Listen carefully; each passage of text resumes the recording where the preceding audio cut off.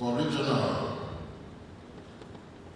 economic integration of Nigeria, a perspective from the Southeast. I'm going to amplify my talk with regard to the Southeast because the regions are different, but the principles that I will be espousing in this presentation are applicable to every one of them. I do have a PowerPoint presentation that will be made available to you, hopefully after this program. But I'll be covering the need for economic integration, the obstacles we face and route the integration, seeds for integration, many of them already available on ground, what we need to realize the vision of regional integration, and then one quick leapfrogging pathway to the industrial revolution. Why do we need economic integration? Why is it essential? There are many reasons for that, and I've outlined some of them from a Southeast perspective, capturing a worldview, an essential mindset of Ndi to promote holistic growth and development through synergy. Ndi would say Igwe, and there are so many sayings, adages, proverbs in the Igbo culture and language that point to this age-old belief and mindset and worldview of Igwe. It's a philosophy that Igbo have imbibed and has done a lot of wonders within the Igbo land.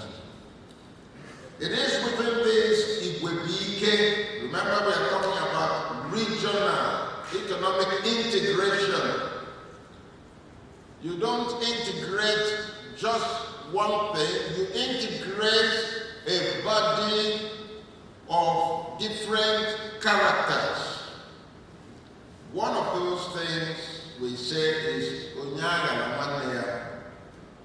In other words, if you're making progress, carry people along with you. It is that same principle that has launched Ndi as one of the most versatile traders in the entire world, where one person, through his career, would train so many other apprentices, and at the end of the training cycle, will give the person the empowerment that is needed to flourish, establish and flourish. We also have a saying in Igbo, Igbo and Danda, meaning that when ants get together, they can achieve a whole lot, carry a whole lot of goods that only one ant cannot do. We have Isu Umunna. If Umunna get together, relatives, and take a decision pertaining anything, it often succeeds. And if they take a decision against you, woe betide you. Because no matter what you have or what you think you are, they will ruin you. And that is still Igwe.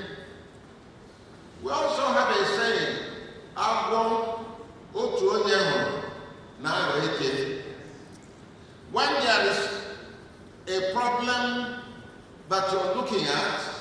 If you're looking at it from the perspective of an individual, it becomes a python-sized problem. But when so many people now come together to deal with it, it becomes something that is taken care of or conquered. We also have the saying, all this go to tell us how important it is to be integrated, to work together, to bind together, and that is why some of us continue to believe in the humongous nation or country called Nigeria as opposed to different units. We also have a saying that Ofonye sielo ora elisie mana ora sielo ofonye amandisi. If one person cooks for the masses will consume and finish the food. But if the masses decide to cook for one person, it's impossible for one person to finish it. And that's why you cannot fight Ora or Oha. Having said these things, just to promote our essential, intrinsic philosophy of integration, regional economic integration, these can also be embedded in our mindset, in our worldview. Another reason to build a vibrant and stable economic ecosystem that is sustainable and enduring. We can't do it alone. We need the other members of the region, not just one state, to take care of it. Next is to maximize the utilization of the abundant natural and human resources of the region. We are blessed. We have within the region, and I believe every other region in Nigeria can come together and do that too. You have pockets of excellence distributed all over in various fields of endeavor, various specialties and so on. But just as the head alone cannot take care of the body, the hands alone cannot do it, the feet alone cannot do it, the heart alone cannot do it, the alimentary canal alone cannot do it. You need the entire body or system. So it is that we need to get everybody together to do that. We also need, in order to have this integration, one of the reasons is to develop strategic infrastructure in support of economic growth and development. Strategic infrastructure in support of economic growth and development. It is not something one state alone can do. It's something that means coming together, thinking and working strategically. Next is the strong, and when we talk about that, developing an infrastructure, I'm not really talking about physical infrastructure in support of economic growth and development.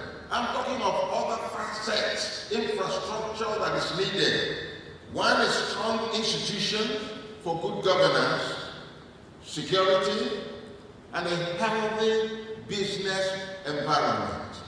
If we do not have this as basic infrastructure, taken for granted, that is, their availability is there, it's going to be difficult to forge ahead. Next is power supply for industrial revolution, and I'll come to that toward the end of this presentation, as I will come to that also of the transportation network that we need. We need a transportation infrastructure, roads, railways, waterways, air, transportation, and so on. All of them are critical, as well as education that is relevant. Much of what we do with regard to education in our country, Nigeria, and in our region, is giving people education that is totally irrelevant. We are giving archaic education. In fact, there is such a divide between the needs of the present age and the educational curricula we have in our universities today. It's a shame. So, we also need to strengthen trade and commerce within the region. That is very critical, as well as binding together to have a strong bargaining power as a region. What Enugu State alone cannot do. Enugu, working with Ebonyi, with Anambra, with Imo, and with Abia, can achieve so many things we can do together. So we need to strengthen our bargaining power as a region. And then, of course, enhance regional peace, security, and conviviality. If we do not have regional integration, it's going to be very difficult. I remember when I was Deputy Vice Chancellor at Enugu State University of Technology. And that was the time cultism was at the highest level in the country. And the federal government sent money to, destroy all the activities of cultism in universities and stamp them out. They sent to federal universities, and they didn't do that to state universities. It's like infestation of rats. When they come to your house, you go and spray your own house, and you think your boys' water is not enough, because after all, it's ordinary people that live there. Once the rats die in your own area, and the environment becomes better for them, those in the boys' water will come in and occupy and take over your house. So you need a holistic approach to that. That is why it is so essential when we talk about security that we work together as a region and not just as states. Then we need to develop a sustainable regional environmental strategy for survival. What do we need for survival? What are the obstacles to this kind of integration we are talking about? First, lack of political will, lack of moral and political will by Southeast governors to pursue such a project. It's actually most unfortunate, but that is the situation we found ourselves in. The governors are not willing. Why do I say so? We began touting the idea of Senate and Senate, Southeast Nigeria Economic Commission, and Southeast Nigeria Development Commission, or agency, for over a decade now. The governors have till today refused to implement this. South-South have done something. Southwest have done something. Arewa states are doing something together, but not with the Southeast. So, the governors are like our obstacle, major obstacle to regional integration. Another one is undue emphasis on the administrative divides that are called states. Most governors think only of their state. That is, if they are thinking of their state at all. Many of them don't even think about their state. Many don't think about the development of their state. It is how much can I get? How much can I amass? How much can I acquire within an 8-year period that will make 50 generations of my progenies comfortable? And they do not realize that because of the massive corruption we have in our land, one day there might be a revolution, and everything they have amassed will be destroyed in the process. So, if our governors were sensible enough to see Onyayala Iwebike phenomena as things we must imbibe as a philosophy, a principle for existence and survival, they would do much better. But very few of them are thinking like that. Everyone might state, because after all, that's where the money is coming. It comes to them. They don't want anybody looking over their shoulders and telling them what to do with the money. And that's why they don't want the local government areas to be independent and to be able to take care of their own finances, no matter what law you put in place. So it is so destabilizing and so unduly trumped up by our political leaders, statism. Another obstacle is a lack of strategic visioning among our Southeast leaders. How often do they come together to strategize? The strategizing they are now doing is who will run for president. We hope our party will zone it to the Southeast, or who will run for vice president. Let us have the party zone it to the north so that one of us can become vice president. And they don't realize that in just thinking about themselves, they will be eaten up by the mess that will arise from all of this. That's selfishness.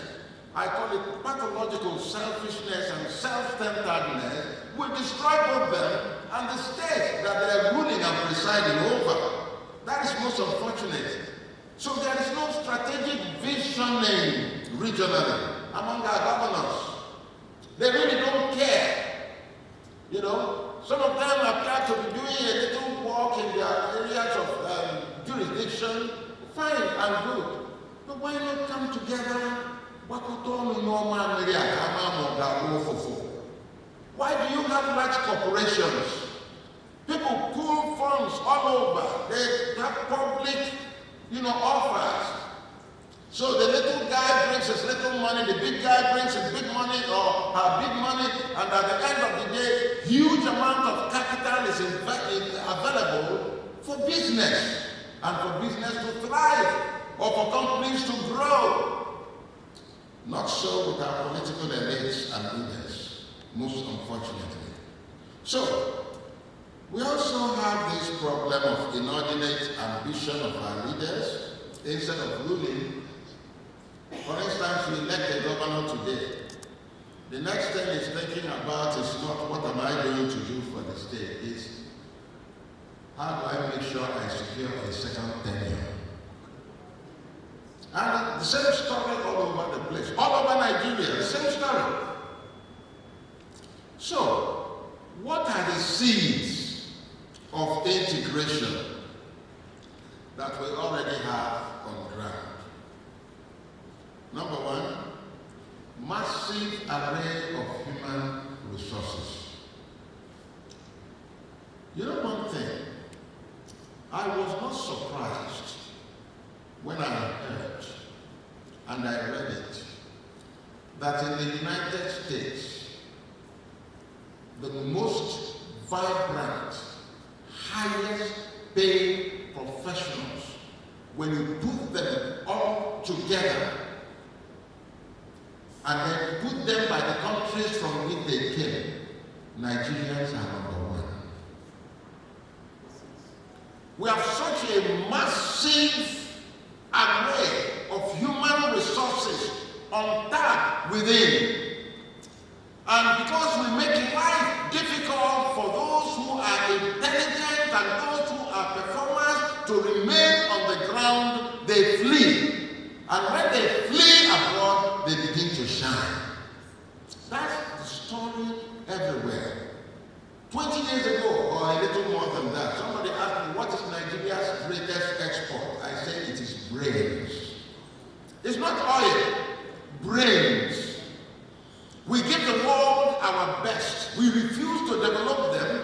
We refuse to enhance them. We refuse to do. How many governors really care about the brightest and best? How many of them? All of them have political cronies around them. If they appoint you to a small committee to do something and give them advice, they will never take the advice you give to them. So there's a lot of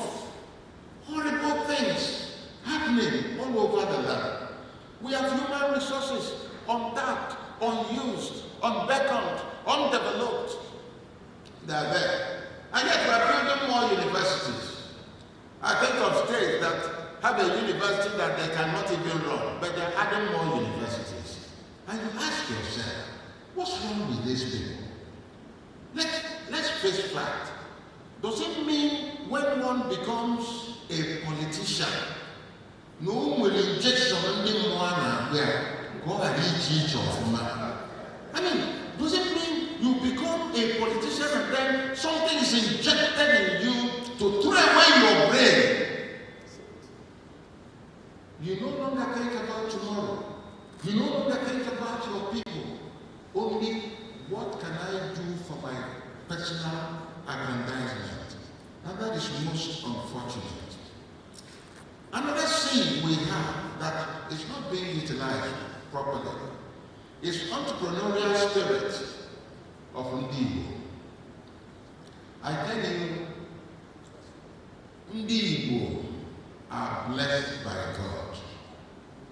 An Igbo man travels to the far north. He doesn't know anybody. He attaches himself to a trader out there. The first few weeks, he acquires enough money to buy a mat. He begins to trade. And when he begins to improve, and the person is working with finds out that anything he touches is gold. Unfortunately, anything our governments touch is anti-Midas. Midas' hand will touch things, it becomes gold. But Nigerian governments touch things and they disappear and become crap. So the Igbo man, the next day, he buys a four-spring bed. Next thing, he rents one room.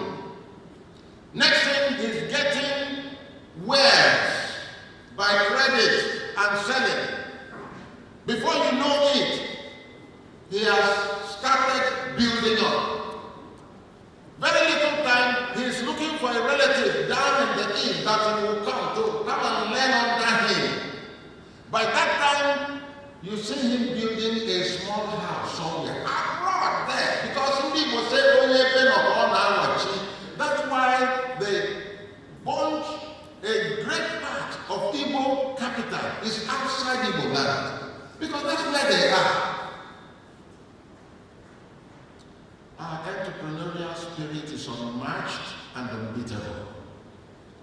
Somebody gave me a story about a Benin chief who insisted that his son must go to school. The son said no. The son said, I want to trade. He said, okay, I'll give you all the money to trade. The son said no. I want to travel. I want to go and trade, not around this place. Let me go. The father told him, the only advice I will give you is this. Anywhere you go and you find an Igbo man, feel free to settle there and trade. But anywhere you go and you don't see a single Igbo man, run for your life. Because Igbos will be everywhere except where they eat human beings. So for your safety, just go to where you find Igbos trading. Every village in this land, you have Igbos. I have often, when I was much younger than this, traveled to the far north Nigeria to preach a sermon or do something for churches and so on, and I would take my wife along, and our car would break down in the middle of the road. And we would see somebody coming by, and I said, Danny, this person must be an Igbo man. He said, how do you know that? Immediately he come, because the mechanic. From that, you get your solution. So we have so much entrepreneurial spirit. We can thrive, we can survive anywhere. It is time to begin to think home. But when you have a situation where home has become so much more dangerous than abroad, our people continue to live. Next is the language advantage or C for integration, the language and near cultural homogeneity and affinity of our people. That is an attraction.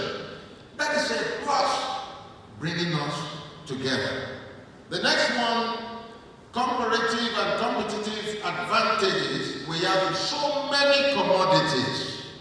For instance, in agriculture, we can become the food basket of the country if we so desire. But unfortunately, we're not doing that. Rice, yam, cassava, palm oil, cashew, etc. All of them do very well here. Next, we are strategically located.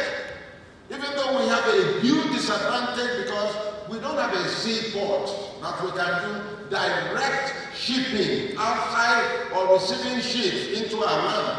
But we are bounded by the south-south, southwest, north-central geopolitical zones, making trade, giving us a massive trade area as a region, and making commerce easy to conduct from our own geographical location. Another advantage, we have near religious affinity. Christianity holds sway in Igbo land. You know, paganism and heathenism is anachronistic with regard to our people. Most people now go to church for one thing or the other. That's another thing that binds us together. Then there is existence of institutions that have the capacity to drive the vision of integration if allowed. And here we have Senate and SENDEF. I mentioned that earlier. We have Ohaneze Nebo. We have Southeast Regional Chamber of Commerce, Industry, Manufacturing and Agriculture. All these institutions can help us to have a sound integration economically.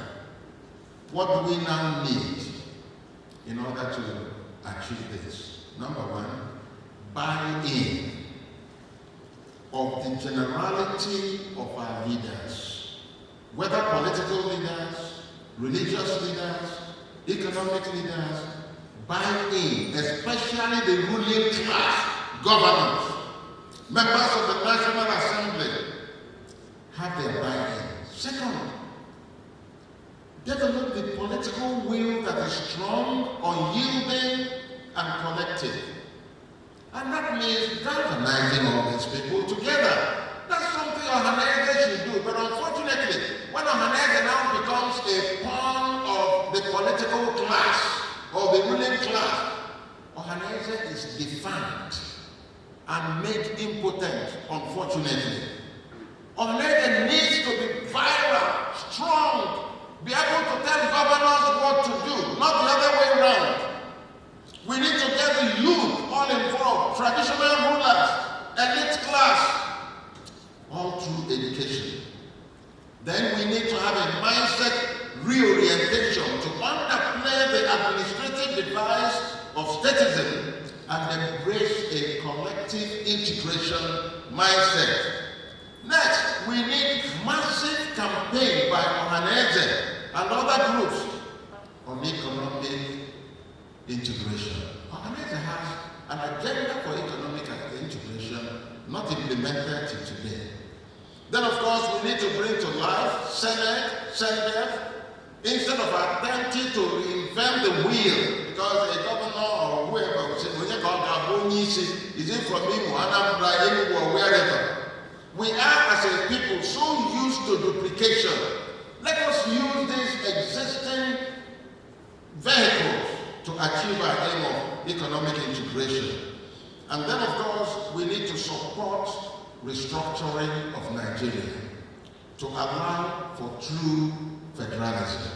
That will give us the political clout and the foundation and the political infrastructure and superstructure that we need to achieve economic integration.